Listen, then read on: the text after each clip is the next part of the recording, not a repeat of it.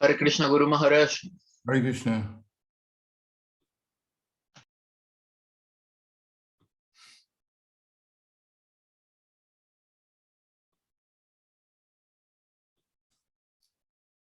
Just wait a few minutes to see maybe some more devotees are coming.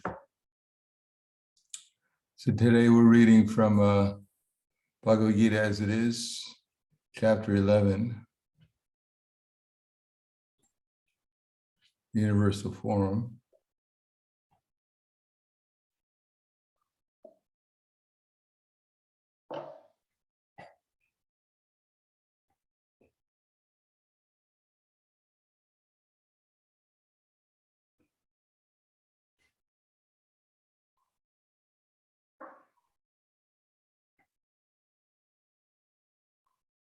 Page number 36.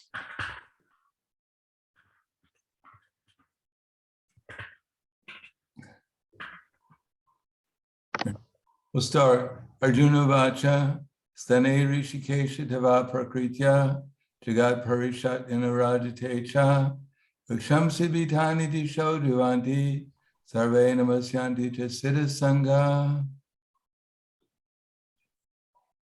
Arjuna said, O master of the senses, the world becomes joyful upon hearing your name, and thus everyone becomes attached to you.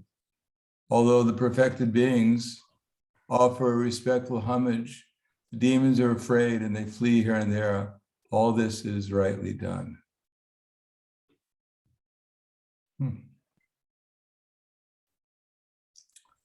Purport.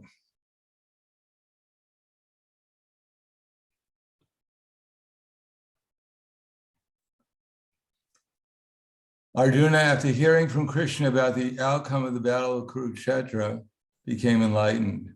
And as a great devotee and friend of the Supreme Personality of Godhead, he said that everything done by Krishna is quite fit.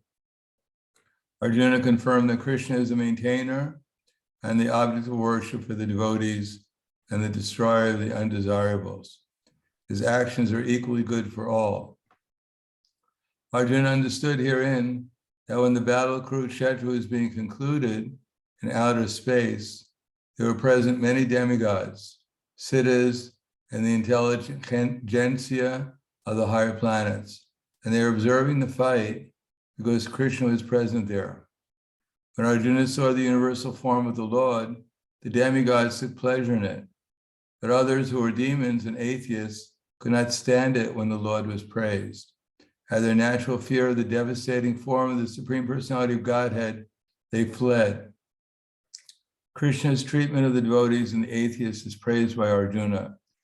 In all cases, the devotee glorifies the Lord because he knows that whatever he does is good for all.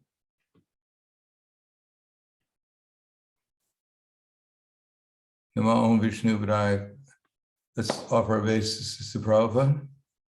Namo Om Vishnu Padaya Krishna Prasthaya Buddhaya Srimate Bhaktivedanta Swami Namane Namaste Saraswati Deve Gauravani Vacharane Nirvishesha Srinivadi Paskadyade Satarne. I think we have less participation from our Russian-speaking devotees. Is that right? Agnihotra? Da. Okay. So here in this 11th chapter of the Bhagavad Gita, Krishna is displaying to Arjuna his universal form. In the previous chapter, Krishna had told Arjuna about his different opulences, and he described about how amongst the fish, he's the shark. Amongst women, he's, or at least feminine nouns in Sanskrit, he's fame, he's intelligence, he's memory, which are feminine nouns in Sanskrit.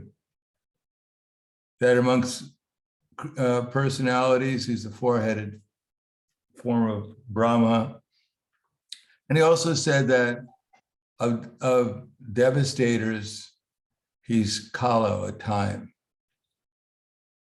Now, in this particular verse, Krishna is explaining that observing this time, which Krishna had just mentioned in the previous two verses, because Arjuna had asked Krishna, after Krishna was displaying this universal form, which was to Arjuna very disturbing. After all, if you see your grandfather being eaten by the form, and you see all these great warriors enter into the form and being burned up like moths entering into the flames of a fire, then obviously it's not very pleasant. So Arjuna is wondering that just a few minutes ago, my friend Krishna was sitting here on the chariot with me. He had lotus eyes. He was speaking very pleasantly. His voice was very melodious. He was speaking to me Bhagavad Gita to calm my fears about this war. And suddenly I look and his personality has changed. He seems to have more sides to his personality that I could ever wonder.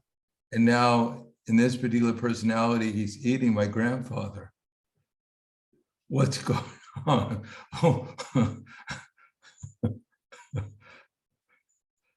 Who am I dealing with? So he asked Krishna, what's going on? Please tell me. I'm a little disturbed. You seem to be a nice person, but do nice people eat grandfathers? Do you burn old people, they enter into your mouth and you burn them into little ashes? Is that what nice people do? Besides that, what does this do for your reputation? You're supposed to be the supreme person, all famous. You're supposed to be the friend of everyone. You're the one who's supposed to be the shelter of everyone. And now you're eating people, burning them to ashes, destroying worlds. First, you have one head as Krishna. Now you have all these heads everywhere, and arms and legs and clubs and discs and everywhere. So what's going on? So Arjuna asks, Akyaki Kobo, Akyaki Ke Me Bhavan Ugarupo, Namosute Deva Ra Prasida, Igyatim Ichami Vavantam Adyam Nahi Pujadami Tava Praviti. My dear Krishna, please explain to me something about what is this form that I'm seeing? Why are you manifesting this form? What is your purpose in doing so? Maybe I've mistaken it. Maybe, there's some other reason than apparent why you're manifesting this fierce form. Tell me who you actually are. Are you Krishna or are you this form? Are you this nice person who appears to be a friend of everyone with lotus eyes and my chariot driver? And now you've turned into this very disturbing form. Why do you have this form? What are you trying to do? Are you hungry? That's why you're eating people? What's going on? So then Krishna says, Kalos mi lokashe krit pravido, lokansa maharti ha pravitak, itepi na twamna vivshanti sarve, yevastita pratnyukeshi yoda. That time I am the destroyer of all the worlds. And I have come here to engage everyone. With the exception of you, the Pandavas, everyone here on all sides will be slain. So now Krishna is explaining what actually he's doing in the material world. Now, just like in our body, we have the gross body and we have the subtle body. We have the gross body that people can see, the mind, the made out of earth and water and fire and air and ether. So that body itself is neutral. What we're really interested in, generally speaking, when we talk about something, is how is their subtle body working? Just like the Putana witch, when she changed her form into that of a beautiful damsel who entered into Vrindavan, who the residents of Vrindavan thought was the goddess of fortune, coming to meet her husband, Krishna, in the form of a baby. Then all the residents of Vrindavan were overwhelmed with awe, seeing this beautiful woman holding a lotus flower like the goddess of fortune. But her subtle body, which was that of Putana, did not become beautiful just because she manifested herself in a beautiful form. She stayed exactly in the same mentality as Putana. So when we hear the Srimad Bhagavatam, we're not interested in how beautiful Putana was. We become more interested in what her attention was in order to poison Krishna, as she had done to other babies in Vrindavan. Similarly, when we see Krishna's universal form, we can observe from the highest planet down to the lowest. Now, what does Krishna say in the Bhagavad Gita about the highest planet to the lowest, which is Krishna's universal form? When Vamanadev had requested 3 steps of land from Bali Maharaj granted that request, and with his first step, when Vamanadev turned into Trivikram, then he took 1 step and crossed over the entire universe. And with his toenail, somehow or another, pierced the coverings of the universe. And so the Ganges, the water from the causal ocean, leaked into this universe. And then he expanded himself in the universal form and covered everywhere. So now we have to see, what does Krishna think about this particular form of his? Now in the Bhagavad Gita, Krishna had said, Abrahma bhuvana loka punarvartano jana mamupetya tu konteya punar janma navidyate. From the highest planet in the material world down to the lowest, they're all places of misery wherein repeated birth and death take place. Oh, actually, that verse is Mamupetya Punarjanma Tukalyam Ushasvatam Napnuvanti Mahatmana Samsiddhim Paramamgataha. From the highest planet in the universe down to the lowest, they're all places of misery wherein repeated birth and death take place. Mamupetya Punarjanma. But one who takes shelter, one who takes birth, one who takes shelter of me, he doesn't have to come back again to this miserable world. Abrahma bhuvana loka punarvartanojana mamupetya tu konteya punarjanma navidyate. That even in Brahmaloka, as our famous Kamsa had said, actually not Kamsa, his associates. Kamsa also had his council.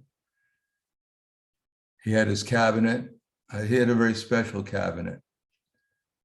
The members of it were very restricted. You'd have to be a first-class asura to join his cabinet. So he had Bakasura, Agasura, Trinivarta, and other notable personalities. Putana was also a member of the cabinet. And when they were discussing the 3 controllers of the universe, when they mentioned Brahma, they mentioned that Brahma, we don't care about Brahma. We're not concerned about Brahma, Lord Brahma, because they didn't use the word Lord Brahma, because they didn't really consider him a Lord. But they said, we're not concerned about Brahma because he's in the forest and he's meditating all the time because he's afraid of dying. Now, Brahma has gotten old. He's celebrating his 50th birthday. And now he has only 150 trillion years or so to live. He's gotten his first gray hair on his head, and this is an ominous sign for Brahma. And therefore he's afraid that soon he might die in 150 trillion years, give or take some hundreds of billions of years. So Brahma is in anxiety. Why? Because Brahma knows he's going to die. Now, one cannot be peaceful, as Krishna says, if one thinks he's going to die. Because after all, we're working hard not to die. We're working very hard to maintain whatever we've gained, whatever we think we've gained. And we're working hard to make sure that we perhaps gain more for our kingdoms. Our kingdom, our palace that we live in, our fortress. Maybe we only have one lock on the door, and maybe with two locks, we'd be twice as safe. Now we have someone rings the doorbell, and we have a video to see who they are, and a computer to find out their past, present, and future, to make sure they're our friends.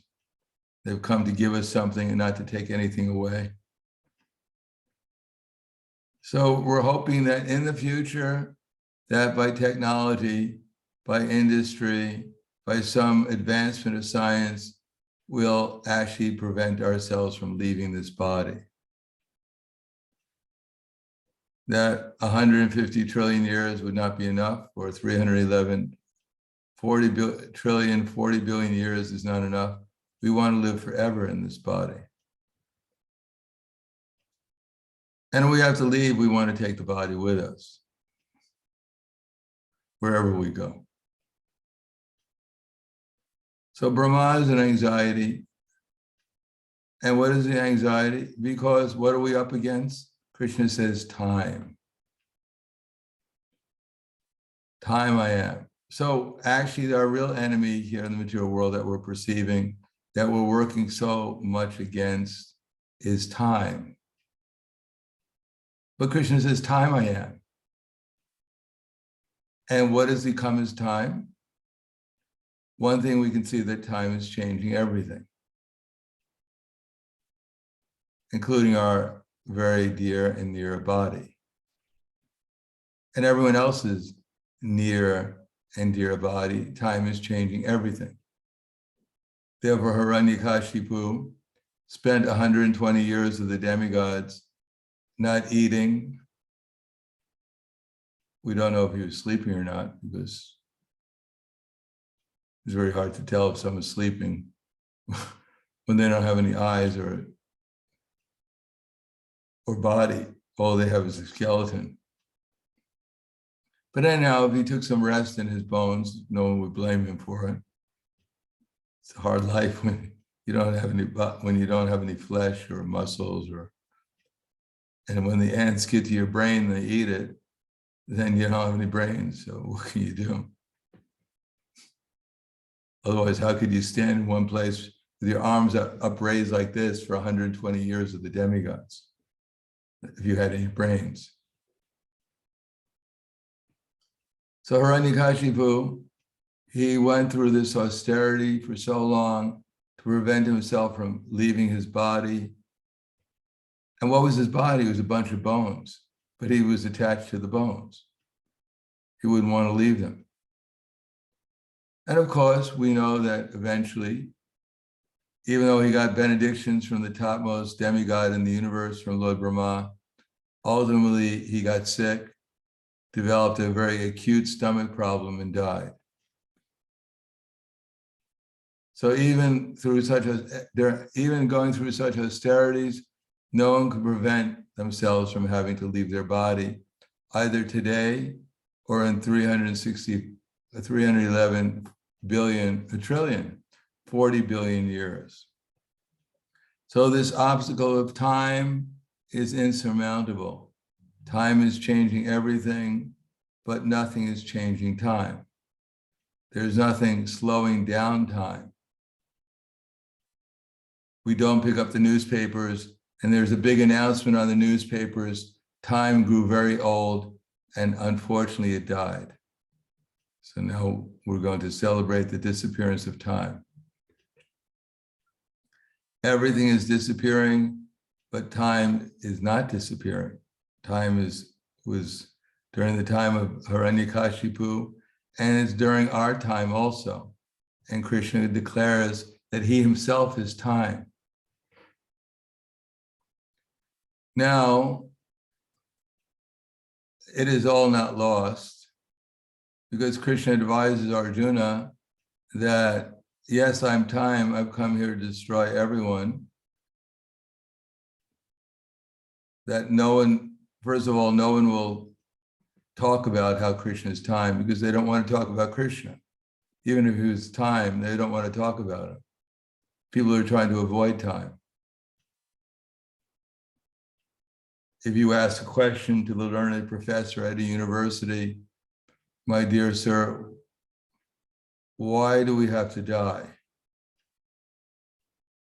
The learned professor will become very disturbed, maybe even call the police, that why is this person asking such a question during my class?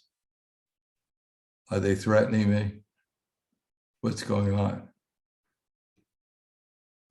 Or as one sannyasi said, when he was younger, he asked his mother, "Mother, why do I have to die?" And his mother's reply is, "Are you sick? Should I call the doctor?"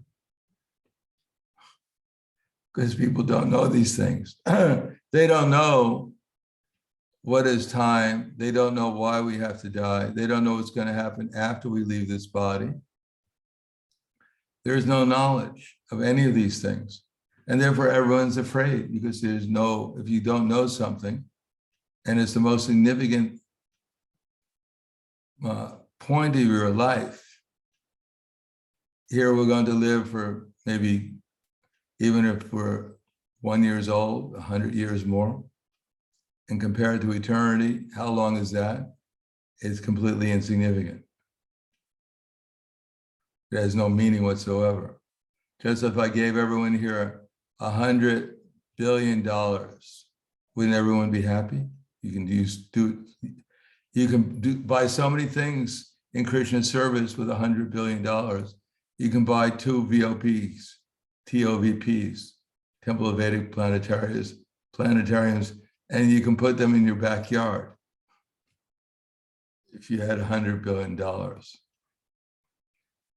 But if I only gave it to you for 100 billionth of a second, how much happiness would you get? But then 100 billionth of a second compared to eternity, in other words, even if we had it for 100 billion years, but compared to eternity, it has no significance whatsoever. Now, Arjuna was obviously quite disturbed by the whole thing, but then Krishna tries to reassure Arjuna that all is not so bad. Therefore, he says, Tasmadu tishta yashola basva, jidva shatrum bhukshva rajan sramidan, mayavata niyatam purvamevam, nimitra bhatram bhavasavasachin. Just get up, prepare to fight, and after conquering your enemies, you'll enjoy a flourishing kingdom. They're already put to death by my arrangement, and you, O Savasavasi, can be but an instrument in the fight. In other words, Arjuna was thinking, I don't really want to kill my relatives. I don't really want to fight. I mean, if anyone wants to kill someone, then, Krishna, you kill them. I'll go home and, see if I can find a video replay of the fight. Maybe it'll be on the internet and I can watch it. But Krishna says, yes, ultimately, it's all been arranged, not by accident. Everyone has their karma. It's not by accident that anyone appeared on this battlefield. They just didn't happen to be walking by, going grocery shopping, and they just happened to wind up in the battle of Kurukshetra. That's not how things happen. It's not that people just wander by and wind up in a battle. Sometimes it happens like that, but not generally, especially when you're a warrior. That has been arranged by Krishna because of people's desires. And because of their past karma and activities, everything has been arranged. But you yourself are here, but I'm giving you some knowledge, some intelligence, so you see it properly. And therefore, in the midst of this problem, big problem in what sense? People might die. Now that's a problem. I mean, can you think of a worse problem than death? Well, you lose everything. It may be a problem that someone comes along and steals your wife, or steals your house, or steals your children, or steals your money. But what happens if someone comes along and takes away everything from you? That's the biggest problem. So death is coming and taking away everything. Mrityu sarva harasraham. At the time of death, we lose everything. And we have to go somewhere else. And we don't get a choice. It's not that at the time of death, the Yamadutas come and say, well, we have varieties of hell. Which one would you like to enjoy? Do you want the hot one? Or the kind of like spicy one? Or the kind of sharp one? We can give you a good ride on a thorny tree, a ride you've never have experienced before. Which one would you like? Or the demigods don't come and say, which heavenly planet would you like to come to? Or there's no decision, would you like to take birth in New York, or in Miami, or in St. Petersburg, or where would you like to take birth? No, it's all been, according to what we've done, it's all been decided. And we have to leave this body and go somewhere else. But Krishna says, if we become his instrument, then there won't be any problem. In other words, it won't really matter. Even if we have to come back to the material world, it won't matter so much where we take birth, because we'll have an opportunity to revive our dormant consciousness of Krishna and therefore make progress towards eternity. The material world, after all, however it may appear to us, is only a combination of earth, water, fire, air, and ether, appearing in different forms, just like a movie appears before us. And of course, we take it very seriously, the movie. Otherwise, why would we pay for it? Or why would we bother sitting there watching it, unless we had some interest in the movie?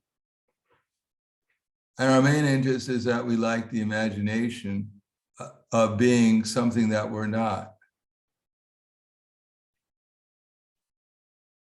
of identifying ourselves with something that we're actually not. Maybe we want to be Superman. Maybe we want to be the Avatar.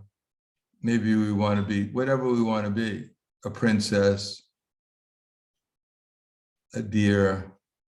So we like to imagine ourselves to be these different living entities and go through a particular, we could say, pastime or experience in the material world, but it's all part of our imagination. There is no, we don't become James Bond when we watch a James Bond movie. We don't become Hercules. We can only pick up the same amount of weight before we watch the movie and then afterwards. We don't become any of these things, but we like the idea that we're enjoying our imagination. So in the material world, the soul is perceiving so many different forms made out of the same material elements, whether it be the table or the chair that we're sitting on, or The screen that we're watching, it's all made out of the same elements that our body is made out of. Now, no one wants to become a computer screen because it's not very exciting to become a screen and just having people watch you all day. We want to become something different. But after all, if the computer screen is made out of the same elements that our body is made out of, so what's the difference? What's so exciting about what this body is going through? Or what the whole world, what the changing world is going through? What's really so exciting if we look at it from the point of view of an ever-changing gross and subtle material elements? Just like this body to our eyes appears to be so beautiful and attractive sometimes. But if we just peel off one layer of skin, then no one thinks it's so attractive anymore. Therefore, they say that beauty is only skin deep. But inside the body, there's something else. There is the soul. And therefore, Krishna is more interested in having the soul work and utilize its body, mind, and words in Krishna's service so that the soul can live on the spiritual platform. Therefore, this verse here, Stane Rishikesha Tava Prakritya, Jigat Parishat Parirajate Cha, Rakshamsi Bitani Disho Javanti, Sarve Namasyanti Chasita Sangha. That the whole world became joyful hearing Krishna's name.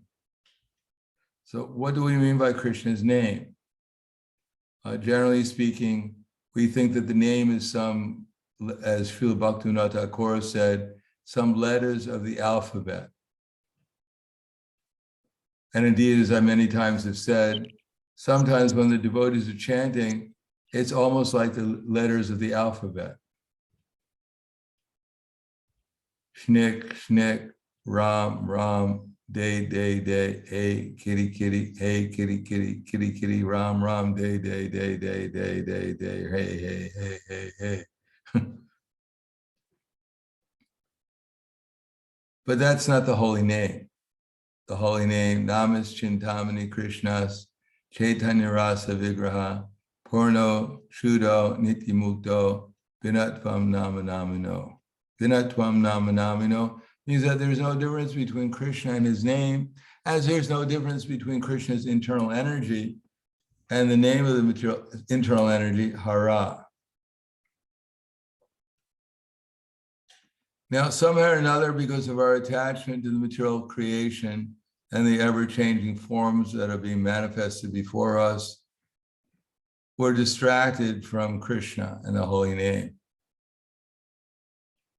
Now, that doesn't mean, as Krishna had explained in the 10th chapter of the Bhagavad Gita, that these forms cannot be seen in relation to Krishna, because they're all Krishna's forms also.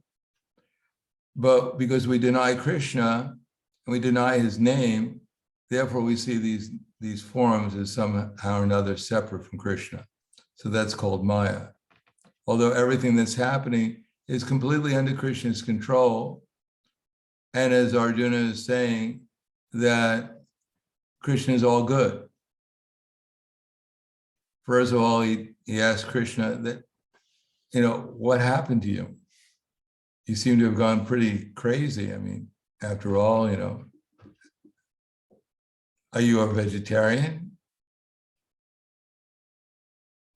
Do you care about people? Do you usually eat them and burn them to ashes? What happened to you?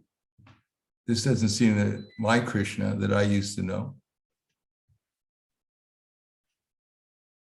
But then Krishna claims that I'm time. I'm the one who's I'm the one who's causing all this suffering. And then he tells Arjuna, work for me. Now, I'm killing people, but I'd like you to participate also. I need some accomplices in my killing people. So why don't you work for me? Become my instrument. I tell you, here, kill this person, and you kill them, and I give you the credit for it. So if the police come and arrest me, I say, no, it was Arjuna who did it.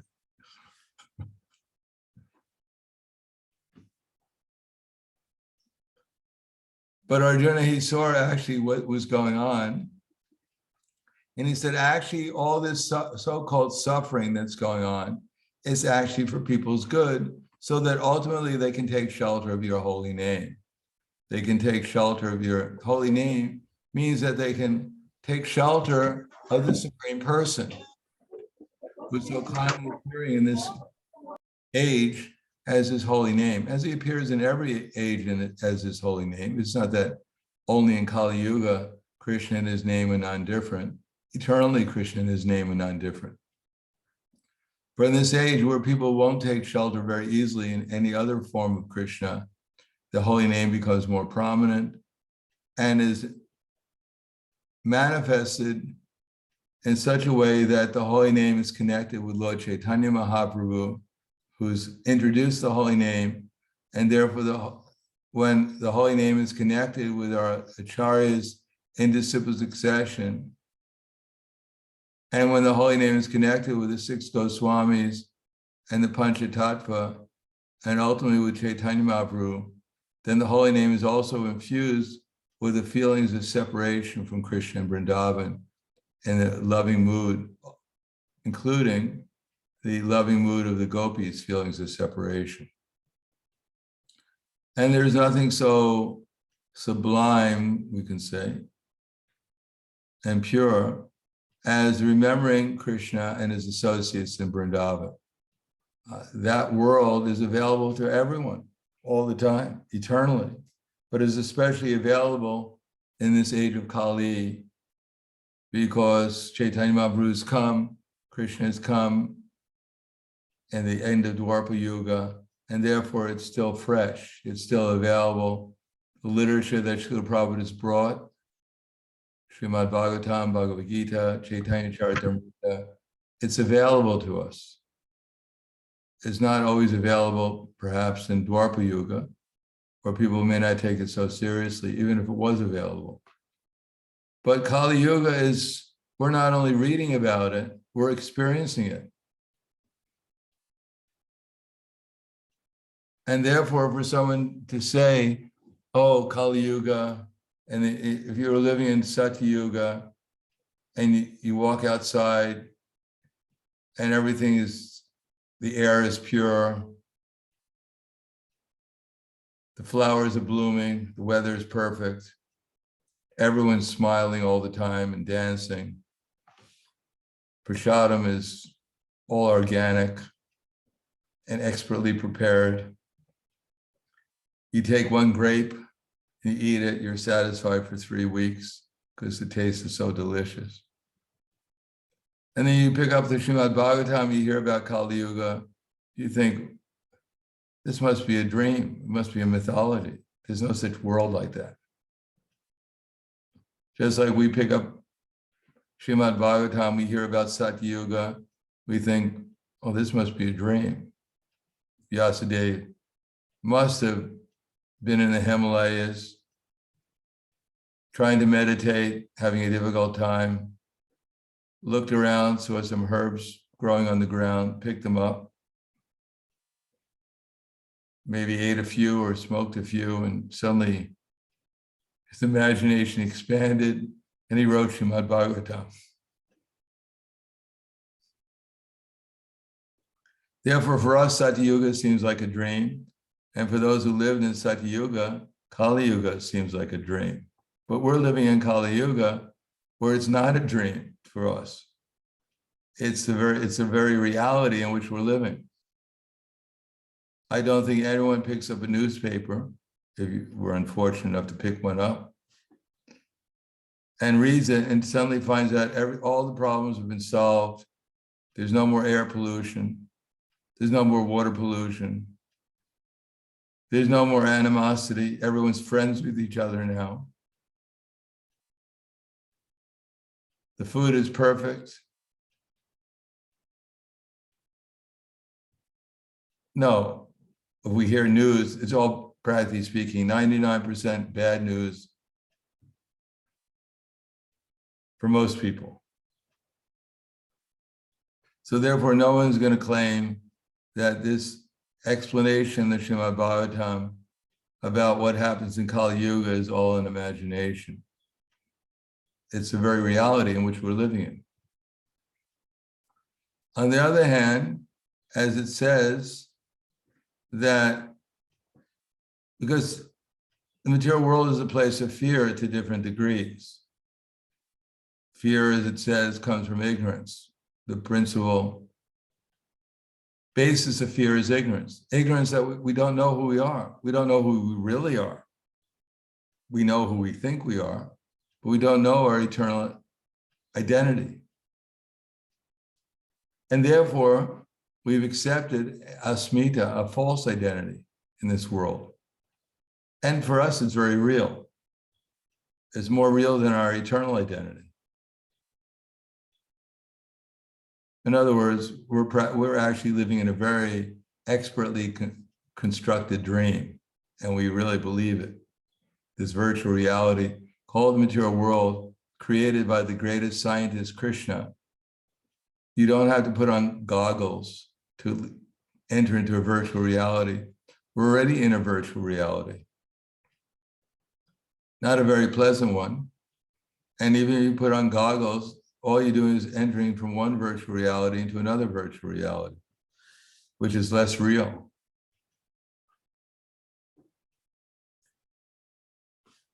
So, asmita means we're accepting this false identity as reality, and therefore we're becoming attached to so many things in the material world and averse to so many other things. It's the way the mind works.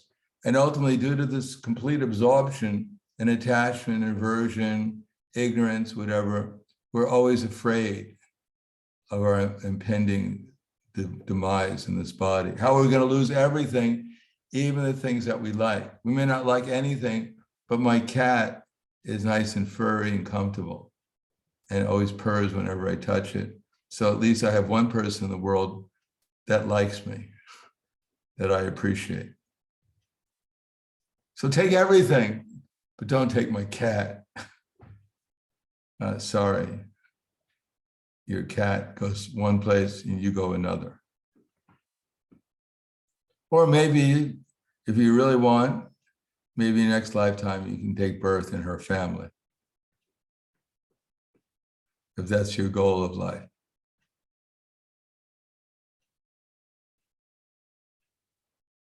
So this absorption in abhiniveshita, this is the basic principle of fear.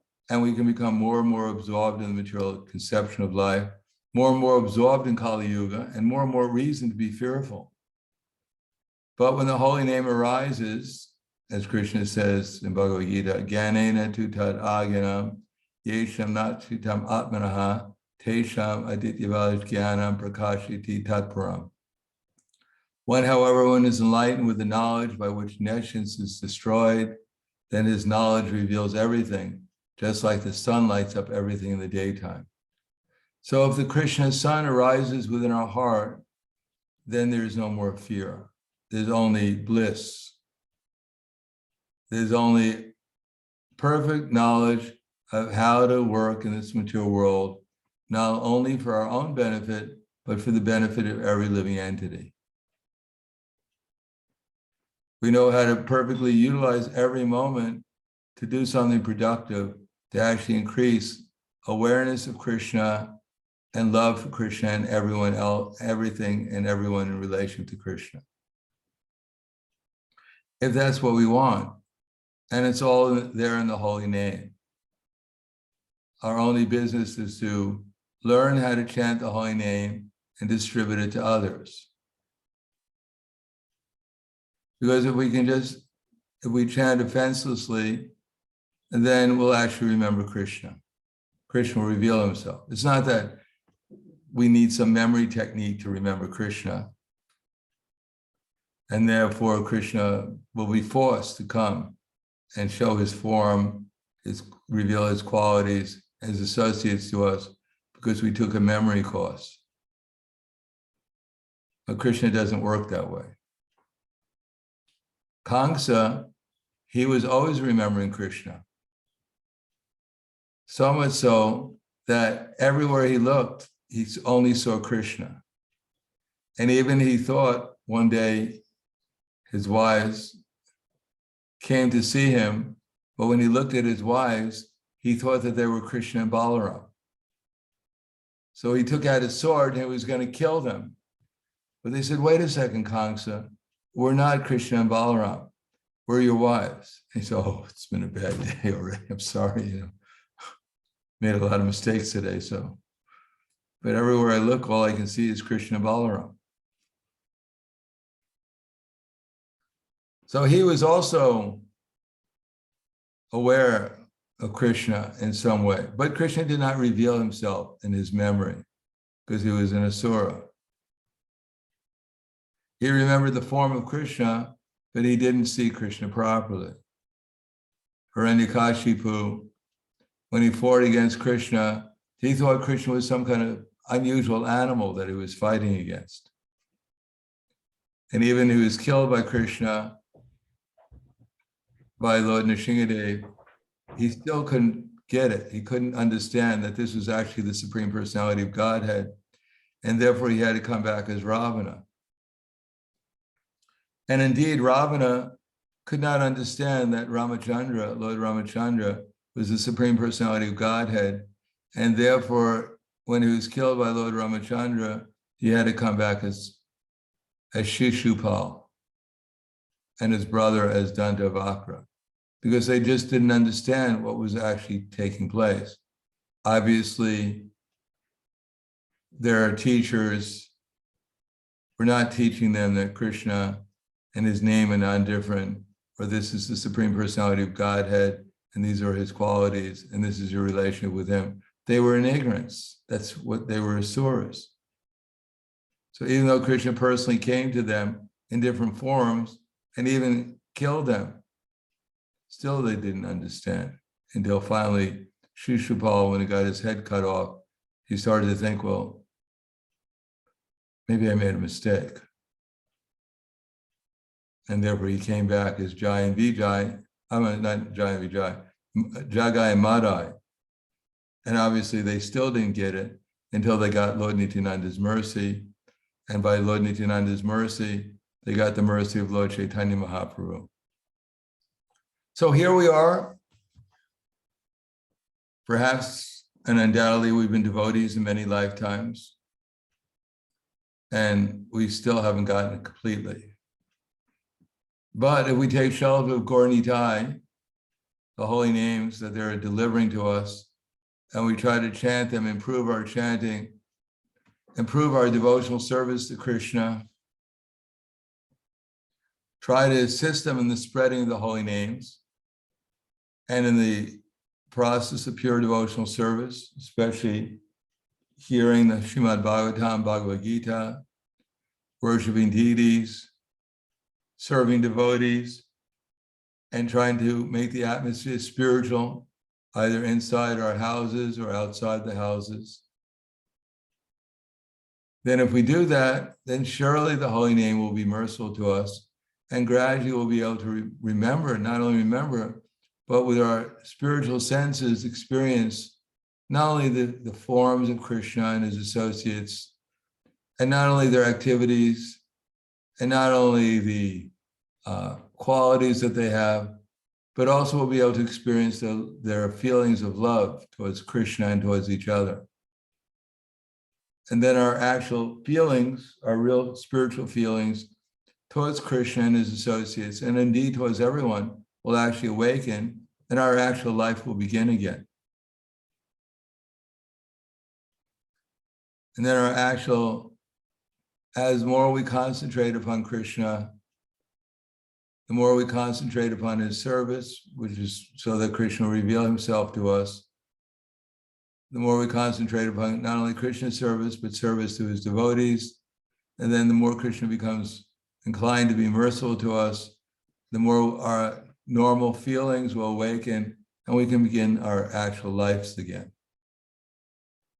So Chaitanya Mahaprabhu's come as Gaur Nitai. We've gone through many lifetimes. We have an opportunity now to chant the holy name under any circumstance. As a matter of fact, the more difficult the circumstance is, the more we take shelter of the holy names, then the more we make progress. Ajamil, He was a young Brahmin who got into some difficulty. He was fallen for a good part of his life. But at the end of his life, not due to the fact that he picked up the Srimad Bhagavatam or the Bhagavad Gita and said, well, maybe I should start chanting my rounds again. No, he was faced with a very devastating experience where he was about to leave his body and he saw the Yamadutas coming to him, and then he started to chant the name of his son, Narayan. But as Vishwanath Chakravarti Thakur stated, that when he was chanting the name of Narayan, he remembered his previous association with Narayan as a dutiful Brahmin boy.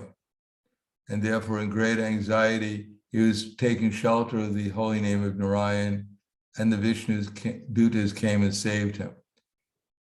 Otherwise, if he was not faced with such a difficult circumstance, it would be quite unlikely he would have ever chanted the name of Narayan with such feeling at the time of his leaving the body.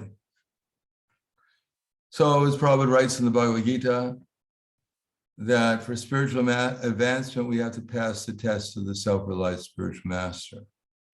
That the spiritual master is very kind to the devotee, and his disciple, when he sees the disciple's genuine desire to advance in spiritual life, he automatically blesses his disciple with genuine spiritual knowledge.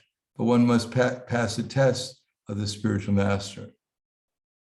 Just like Queen Kunti, she said, we've been put into so much difficulty throughout our whole lives.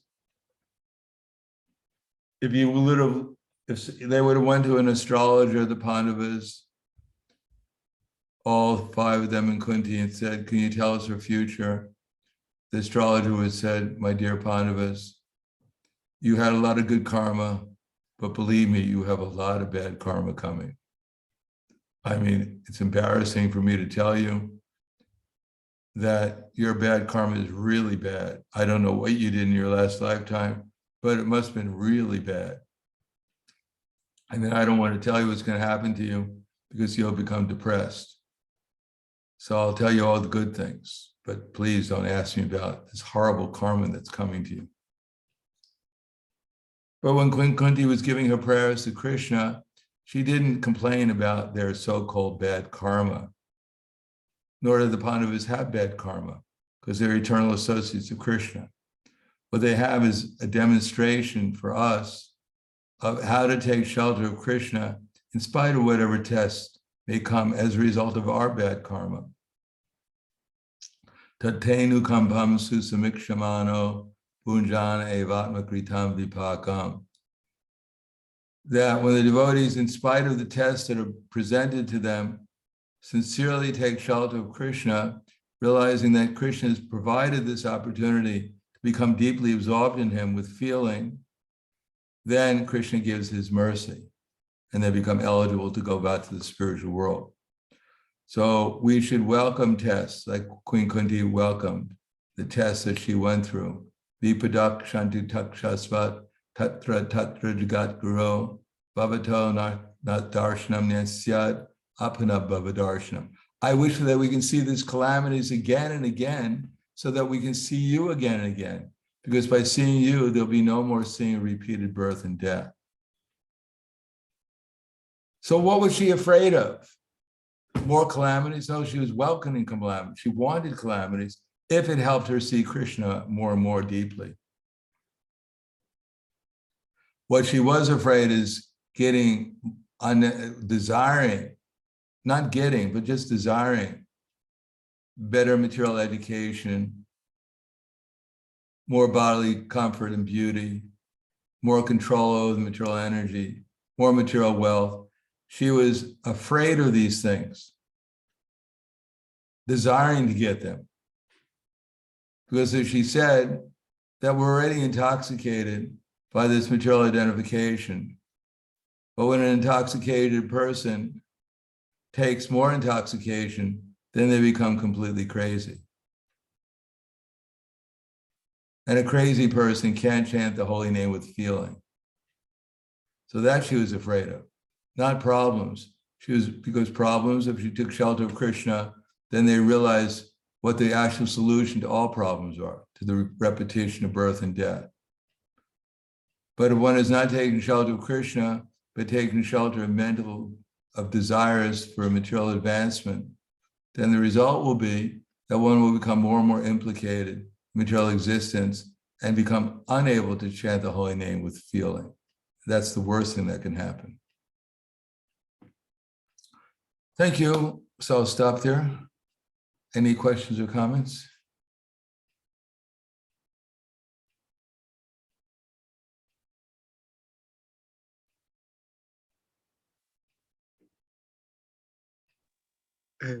Maharaj?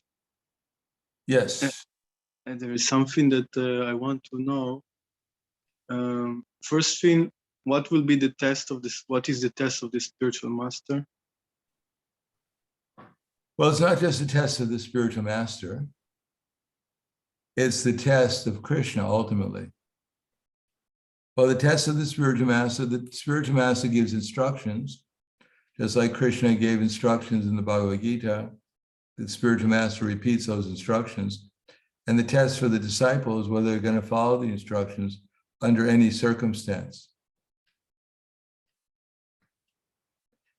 It's easy to do, to chant Hare Krishna during a wonderful, beautiful kirtan, and we love the music, and I feel comfortable. I didn't eat too much. I had proper sleep, and everything's going great.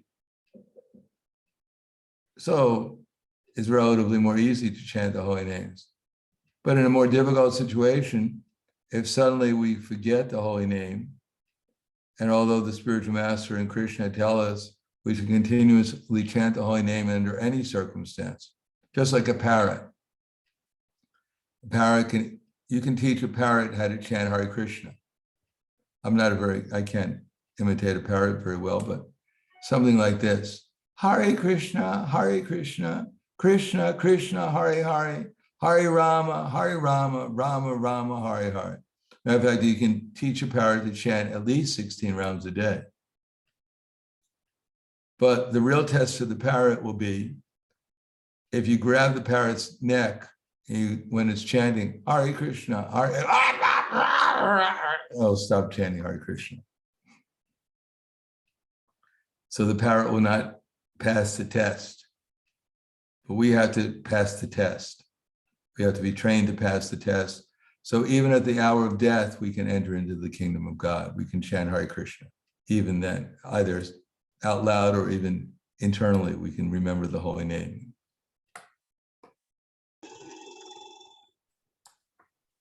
Anything else? I have just one more question. Just something that really disturbs me that I don't understand for a long time. In Goloka Vrindavan, is Radha Krishna the only couple among their ages? No, there's so many couples. Even in the spiritual world, in Vaikuntha, there are men and women and they're married to each other, but they're not attracted to each other as much as they're attracted to Krishna. So in Goloka Vrindavan, there are couples. Krishna has uncles and they're married to elderly gopis. And you know that there's Nanda Maharaj and Mother Jasoda. They're also a couple. They've been a couple for a long time. So quite in his age, in the same as Krishna's group age. Well, the gopis are supposedly married, but their actual relationship is with Krishna. But in the spiritual world, everyone is more or less eternal, so you could say they have about the same age, although it may appear in different ages. But this spiritual world is a big place, and there are a lot of the gopis they're married, so you could say they're some kind of couple. Even Srimati Radharani is married to Abhimanyu, supposedly. Anything else? Thank you, Mom. Yes. Antaryami. Yes, Guru Maharaj, Antaryami Prabhu want to ask. Yes, Antaryami. что вопросы? Dear Gurudeva, please accept my humble obeisances. Thank you very much for your lecture.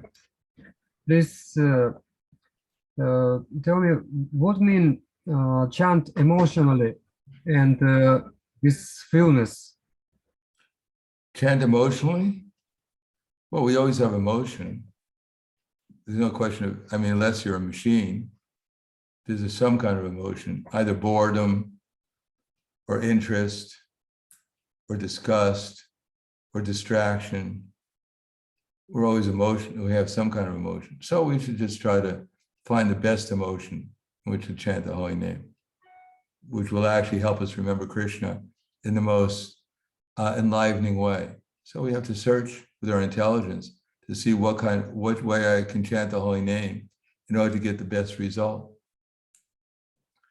If we chanted Krishna, if we actually have faith that Krishna and his name and Krishna's internal energy are non-different, then we can directly speak to them when we're chanting Hare Krishna, asking them to give us the buddhi, the intelligence, how to chant their name better and better with more and more love and attention, devotion, attention. So we can chant to that, asking Srimati Radharani and Krishna to engage us in their loving service. And when they see that we're actually sincere, then they'll help us remember them and feel their presence.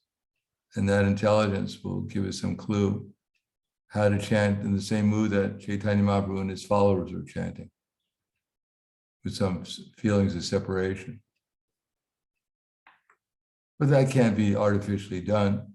We have to, when we're chanting, we have to see what is my present state and what are my options.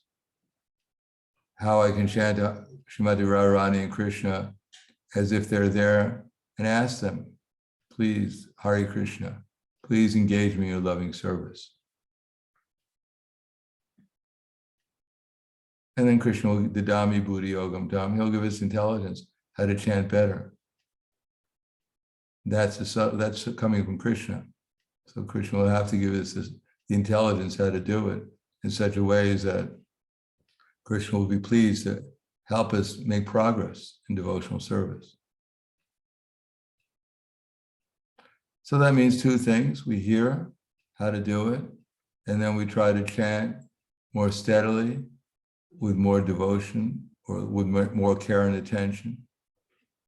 And the Didami Buddhi Yogam, Krishna will give us more and more intelligence how to do it, more steadily, more and more enthusiasm to do it, more and more steadiness in doing it. Everything there is in chanting the holy name, if we try to avoid the 10 offenses.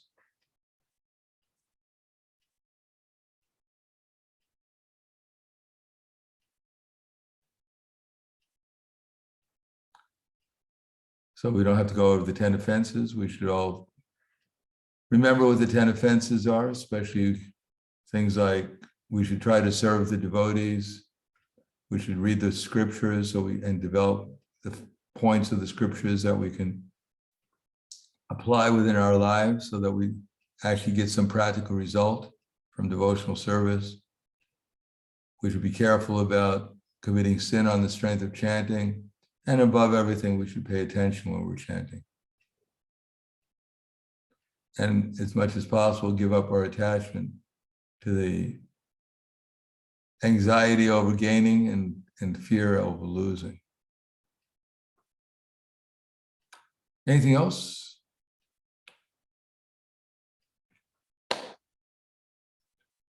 Spasiba, thank you. Grantaraj Srimad Bhagavatam ki jai. Srila Prabhupada ki jai. Haribol. Thank you, Guru Maharaj. Thank you. Hare Krishna. Hare Krishna. Thank you. Gracias, Kumari. Thank you, Kumari. Hare Krishna. Hare Krishna, sir. Thank you, Agnihotra Prabhu. Hare Krishna. Hare Krishna. Hare Krishna. Shiva Gurudeva, Hare Krishna. Jai Pridana.